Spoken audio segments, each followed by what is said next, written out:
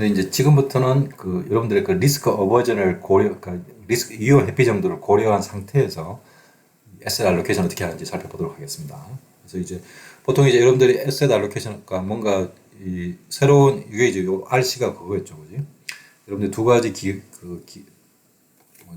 기회가 있는데 투자 기회가 있는 거죠. 리스크 프리 에셋에 투자할 때, 리스크 프리 에셋에 투자하는 경우, 그 다음에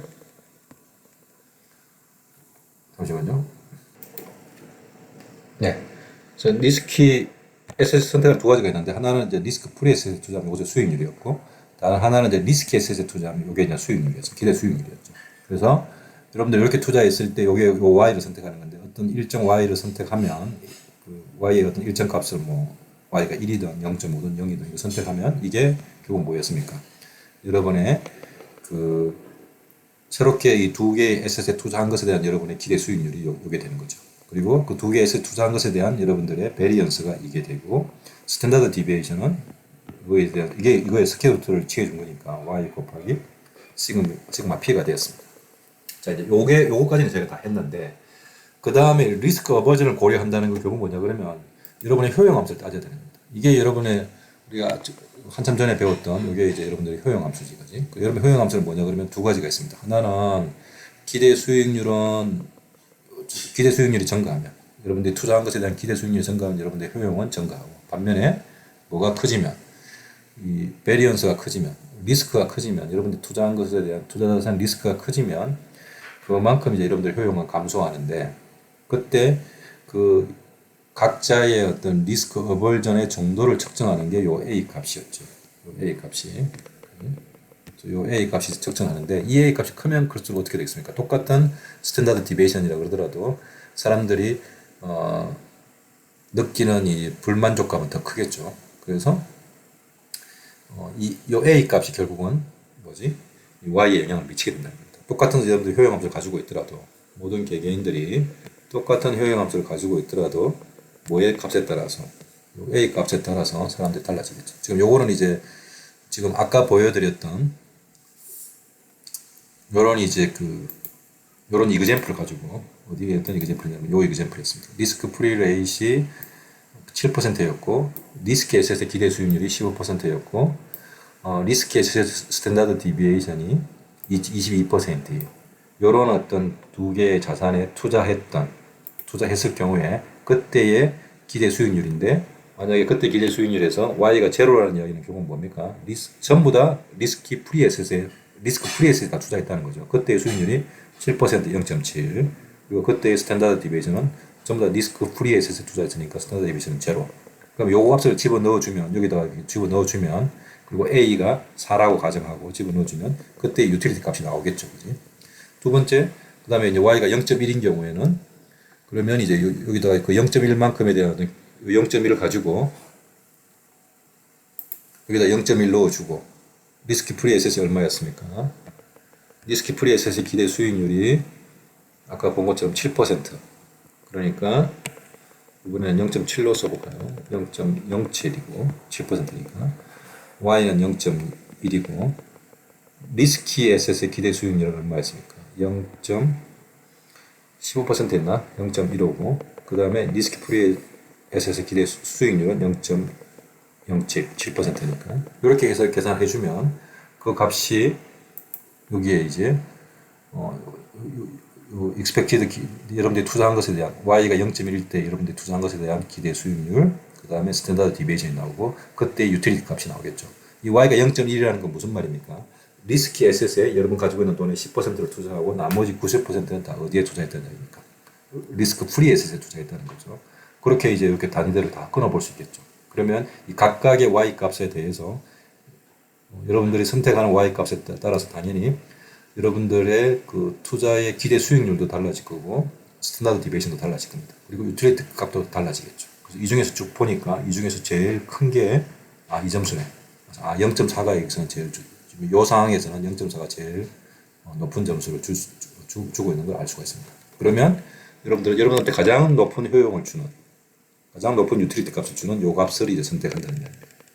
이거를 좀 더 이거는 이제 그냥 숫자를 가지고 이제 저는 간단하게 예를 들어서 제가 이제 설명한 건데 실제로 현실 세계에서 얘를 선택하는 방법은 결국 뭐겠습니까? 이런 거죠. 내가 어떤 y를 선택하는 거죠. 0에서부터 뭐 1을 넘어갈 수도 있겠지. 1.2, 1.3까지 쭉 넘어갈 수 있습니다. 넘어갈 수 있는데 그 y를 선택했을 때 가장 내한테 내가 이 y를 선택했을 때 가장 높은 효용을 주는 어떤 점을 선택하겠죠. 그 이야기는 결국 뭡니까? 이게 유틸리티, 지금 이게 u인데 u고 요 밑에가 y입니다.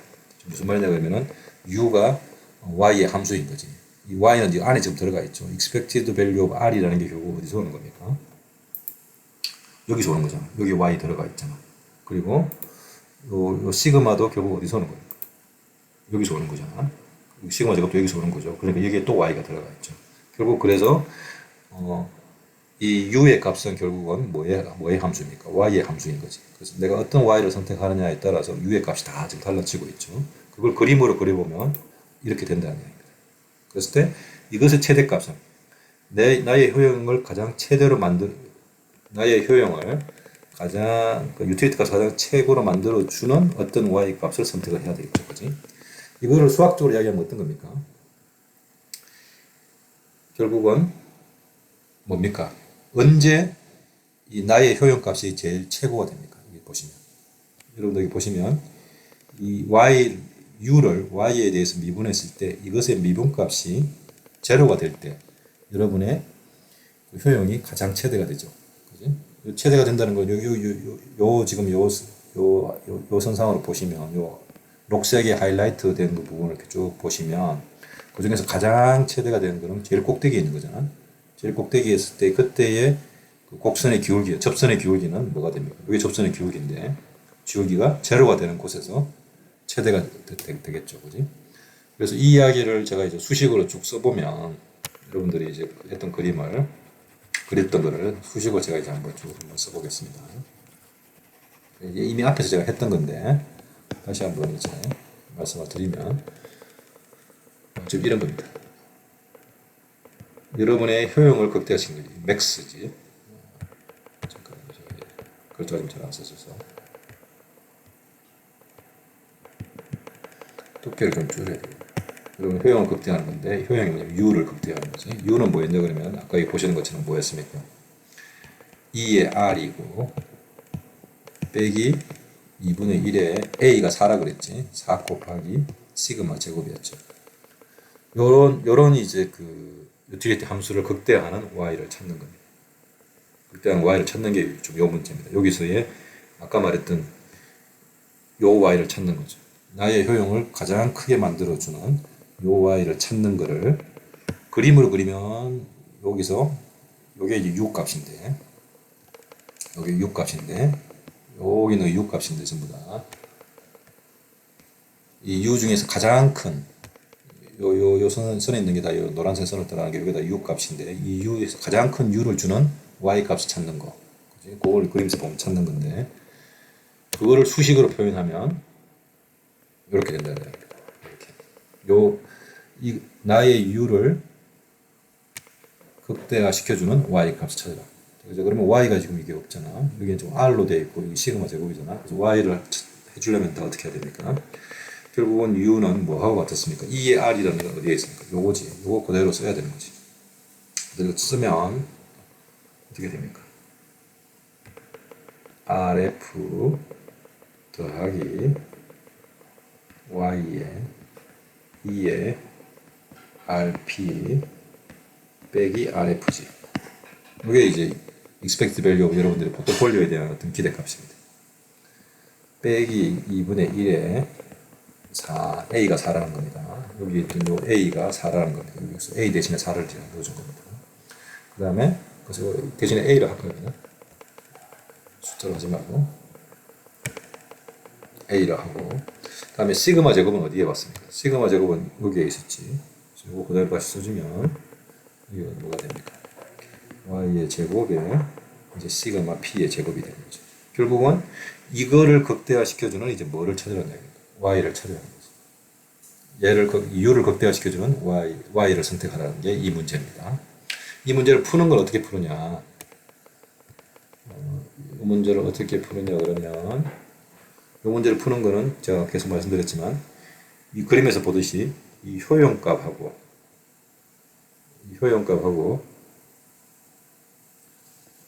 y가 y하고 이 효용값의 어떤 접선의 기울기를 찾는 건데 요것의 미분값이 어떻게 되는 거? 제로가 되는 그때의 y를 찾으면 그게 결국은 뭐가 되는 겁니까?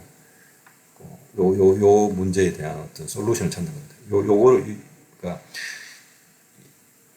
이 유틸리티 u의 값에 u를 y에 대해서 미분했을 때 그 미분값이 제로가 될 때의 y를 찾으면 그게 결국은 뭐지? 요 솔루션. 그될 때 y 값이 요 문제의 솔루션일 겁니다. 다르게 얘기하면 요 곡선상에서 가장 높은 데가 있는 곳이 높은 곳에가 있는 곳에서의 접선의 기울기가 어떻습니까? 접선의 기울기가 제로인 거. 이 곡선에서 접선의 기울기를 계속 찾을 수 있는데 그때 그 접선의 기울기가 제로일 때의 y 값을 찾으라는 거하고 똑같은 얘기입니다. 여러분 고등학교 때 접선의 기울기 구하는 법 배웠지? 그러면 이거는 쉽잖아. 여기서 요 u를 y에 대해서 미분하는 거니까 요 y에 대해서 미분하면 얘는 그대로 남아있겠지. 그러면 y 그대로 미분하면 2의 rp 빼기 rf 그 다음에 요걸 이제 y면 여기 좀 복잡해지겠죠. 이거 좀 다시 좀 제가 정리를 해서 잠깐 제가 다시 좀 정리를 하도록 하겠습니다. 숫자를. 네, 지금 다시 돌아왔습니다. 제가 그 전에 좀 정리를 해뒀습니다. 그래서 요거를 지금 이제 요 u를 y에 대해서 미분하면 요거는 그냥 숫자니까 요 그대로 내려오고 지금 그 다음에 여기에는 요 y가 제곱이 있으니까 얘 좀 미분하니까 얘는 사라지고 결국 지금 어떻게 되겠습니까? a 곱하기 2는 사라지고 y의 시그마 p의 제곱이 되겠죠. 얘를 제로 y는 딱 나오죠. 이게 제로가 되는 거니까 여기서 y는 뭐 어떻게 되는 겁니까? y는 결국은 a분의 1에다가 expected value of rp 빼기 rf 나누기 시그마 p의 제곱이 되겠죠. 요게 이제 일종의 y 값입니다. 요 솔루션이 나오는 거죠. 그럼 여러분들 이미 앞에 예에서 이 rp에 대한 리스크 에셋에 대한 기대 수익률이 얼마인지 알고 있고 rf에 대한 수익률이 얼마인지 알고 있고 리스크 에셋에 대한 어떤 스탠다드 디베이션이 얼마인지 혹은 베리언스가 얼마인지 알고 있잖아요. 그리고 a도 알고 있잖아요. 그렇게 해서 모든 걸 알고 있으니까 이제 y는 계산할 수 있겠죠. 요 공식대로 이제 y가 나오는 겁니다.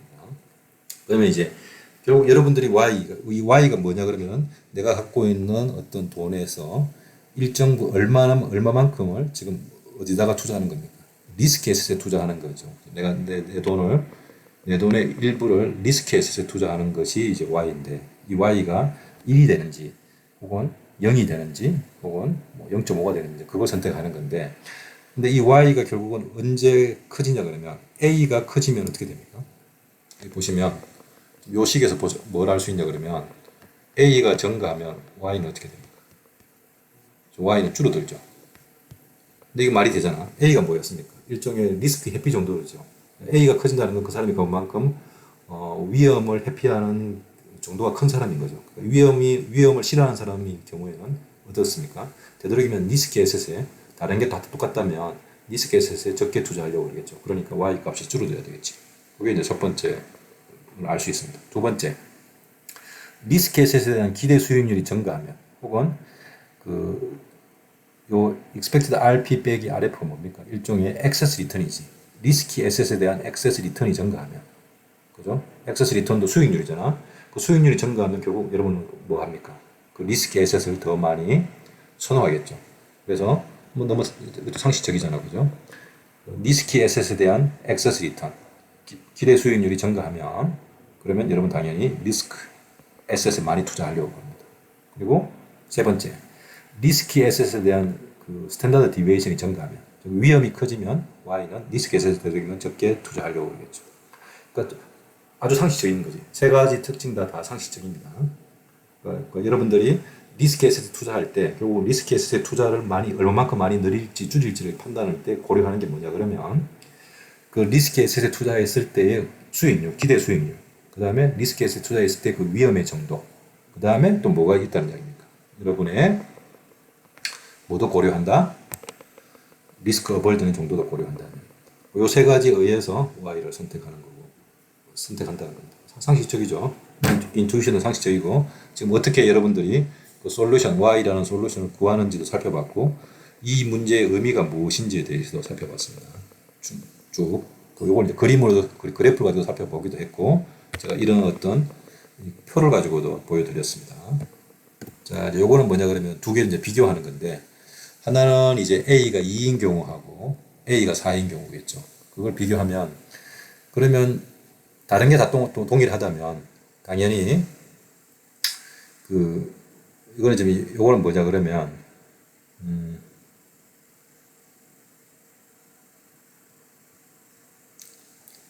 요건 일단 좀 접어두죠. 잠깐, 요건 좀 이따 다시 제가 설명을 드리도록 하겠습니다. 네, 이 부분은 지금 내용이 많아서, 잠깐 쉬었다가 다시 돌아와서 이 부분은 제가 설명을 드리도록 하겠습니다.